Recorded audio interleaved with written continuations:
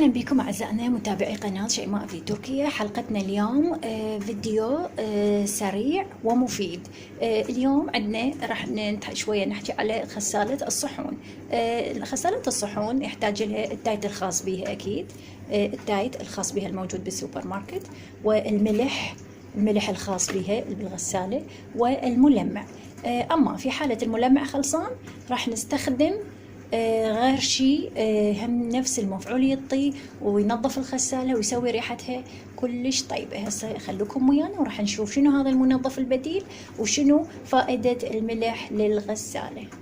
شنو الشغلات اللي نقدر ندخلها بالغسالة وشنو اللي ما يصير تدخل الغسالة. اللي ما يصير تدخل بالغسالة شكو شيء عندنا خشب بالمطبخ ما يصير يدخل بالغسالة، يخرب ويصير لونه أسود، وبمرور الزمن يعني يخرب كله يخرب. هسه أني ضامة سكينة قبل فترة دخلتها مرتين، يعني المرة الثالثة عندي خربت، قلت يلا خلي ادخلها لأنه هي بيها كليبسات ما راح يصير عليها شيء، لكن لاحظوا خربت. ليش؟ لأنه درجة حرارة الغسالة تصير كلش عالية من نفتح الغسالة، وأيضا المرحلة الأخيرة مال البخار تنشيف المواعين هي اللي تخرب المواد الخشبية. اليوم حلقتنا راح نحكي على غسالة الصحون. غسالة الصحون شنو الشغلات اللي لازم تدخل بيها والشغلات اللي ما يصير تدخل بيها لأنه تخرب، وشنو البديل اللي إذا كملنا الملمع شنو الشيء اللي يلمع. إذا خلصان عندنا الملمع مالت المواعين عندنا شيء بديل هو أضبط وأروع ويصير معقم ويلمع المواعين، يعطي نفس المفعول يمكن بعد أكثر، ودائما نستخدمه من تصير ريحة عندنا بالغسالة، فهو يكون البديل الأفضل والأحسن. خليكم ويانا حتى نعرف شنو هذا البديل وشنو الشغلات اللي تدخل واللي ما تدخل بالغسالة. مثل ما نشوف هسه سوا وياكم، الغسالة لازم نترسها ونشغلها. يعني أنا مو دائما، مو كل يوم أستخدمها صراحة، أستخدمها مثلا بالأسبوع مرتين أو ثلاثة، خاصة من يجي ناخذ طار مثلا. وشون أستخدمها؟ خلصنا الريوق ما أغسل مواعين أخليها بيها، كملنا الغداء أخليها بيها، خلصنا العشاء كل المواعين أحطها بيها، وأي شيء أريد ألمعه القوري الكتري أي شيء عندي يعني أخليه وياهم. أفتحها غسلة وحدة بالليل، نفتحها نغسلهن الصبح نقعد نلقيهن جاهزات نفتحها ونعوفها.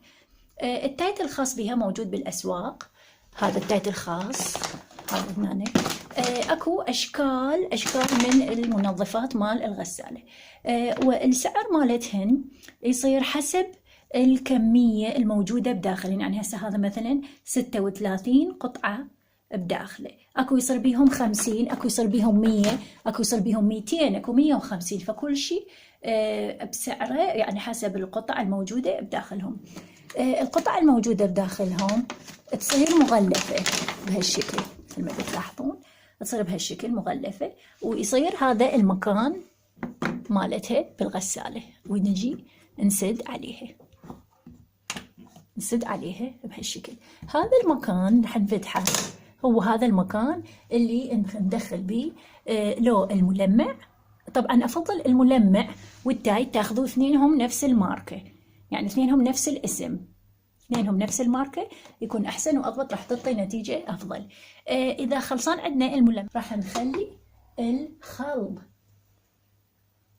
الخل هو البديل الروعة والمنظف والملمع، وبنفس الوقت شكو ريحة بالغسالة يوخرها ويخلي ريحتها تخبل. لاحظوا بهالشكل راح نخلي الخل. طبعا هو بسعة معينة، شوف انتو يعني كل غسالة شكل مالتها. الهسه ندرس بهالشكل نص فنجان اخذ وياي، راح نسده. خلصنا هاي اول فقرة. اول شيء ترسنا المواعين، ثاني شيء خلينا التايت الخاص بها، وخلينا الملمع. وشيء خشبي ما يصير يدخل بالغسالة، وشكو شيء ألمنيوم، جداري ألمنيوم ما يصير تدخل بالغسالة. وأيضا الجداري الجرانيت أيضا ما يصير تدخل بالغسالة، تصير سودة ما يصير. أصلا هي الجرانيت روعة وغسلها كل شيء يعني بسيط وسهل وسريع، ماكو داعي تدخل بالغسالة. هاي الشغلات. والشغلات الثانية شنو اللي ما يصير تدخل بالغسالة؟ النايلون.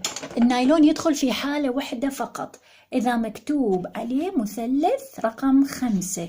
ما أعرف هنا مبين عندكم أو لا، راح يبين بالكاميرا أو لا. لازم يصير النايلون أصلي،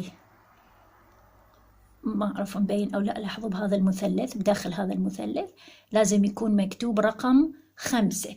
من يصير مكتوب رقم 5 راح أدخل الحافظات النايلون اللي عندي وقبغاتها، الطاسات النايلون اللي عندي كلهم أدخلهم عادي، أأمن.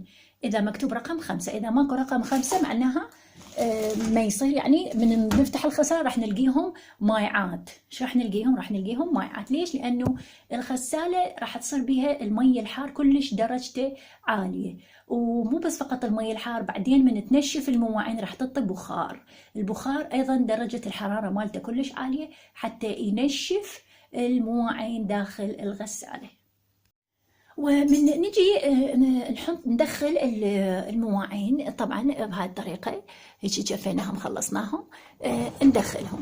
من ندخلهم اكو فقرة ثانية هنا، الشطلات، السكاكين، هاي الشغلات كلها لازم تنحط لي فوق. يعني السكينة والشطل ما يصير، هاي السكينة ما يصير ادخلها بالعكس، ما يصير هيك احطها، ما يصير هيك احطها. هسه اقول لكم ليش. لازم تصير كلها بهالشكل، هي والشطلات. وما يصير احط شيء طويل وعالي. ليش؟ لانه راح يطخ. لازم شنو عندي؟ لازم الشغلات اللي احطها ما تطخ. هاي الفرارة الموجودة داخل الغسالة، باعوا هاي راح تطخ، باعوا لاحظوا بهالشكل راح تعيق الغسل عندي داخل الغسالة. راح توقف الغسالة، ما راح تشتغل بصورة صحيحة، راح تظل يطلع أصوات. فهاي ما يصير نحط الشغلات الطويلة هنا، ما يصير. ناخذها وين نحطها؟ عندها مكان نخليها بهالشكل هنا، او نحطها هنا ويا ذولي عاد ماكو مشكلة. اهم شي لازم عندي هاي تشتغل بصورة صحيحة بهالشكل. افرها قبل ما اسد الغسالة وقبل ما اشغل الغسالة، اشوف شنو الشغلات اللي تطخ حتى اوخرها وابعدها. وبالاسفل كذلك نفس الشيء عندنا ايضا هياتها. هاي لابد ما اعرف يعني تبين بالكاميرا، لاحظوا هياتها، هاي اللي تطلع الماي اللي راح تفتر وتنظف المواعين. هاي ما يصير نحط السكاكين، الشطلات، يعني اي شيء ما يصير نحطه بالعكس، لانه راح يتشلب بيها، راح يعيقها، راح يخليها ما تفتر. لمن لازم نشيكها ونفرها قبل ما نفتح الغسالة بهالشكل. ايضا شنو اللي ما يصير ندخله بالغساله؟ اكو هاي قبغات مالت الجدار الستيل، هي تدخل عادي ما عليها شيء وتنغسل وتصير تخبل، بس مو دائما نغسلها بالغساله. ليش؟ لانه هذا لابد يشوفوا هذا النايلون الاسود، هذا اللي داخلين اياه بالجام، بين الجام وبين هاي المعدنيه حتى يمنع الحراره من نشيل القبغ من الجدر. هذا بمرور الزمن يخرب عندنا، يتفطر، ينكسر من الحرارة اللي داخل الغسالة. يعني أنا مو دائما أحطه صراحة، يعني مو دائما نحطه، نفضل إحنا نغسله بيدينا لأن هو الستيل والجام رأسا ينغسل ويصير حلو ونظيف. أكو يصير كله بس ستيل عادي، أو تصير كلها بس نايلون يعني نوعية زينة ما عليه شيء دخلوا. إحنا راح ندخله هنا، راح نشوف وين، نسوي له مكان ودخلناها بهالشكل. هسه راح نسد الغسالة، بسم الله. هسه راح نشغل الغسالة، لاحظوا بهالشكل الغسالة راح نشغلها من هنا. بيها درجات 1 2 3 4، وهنا همين بيها درجات 1 2 3 4. الواحد هاي مالتها، الاثنين يعني 50 درجة، الاثنين يعني 50 درجة أنا أريد أشغلها. 3 60 درجة تشتغل من أفرها. 4 راح تشتغل عندنا 70 درجة. وهذا عندنا هنا كاتبين توز الملح. أكو ملح خاص بالغسالة، ملح يعني لازم أكو عنده مكان.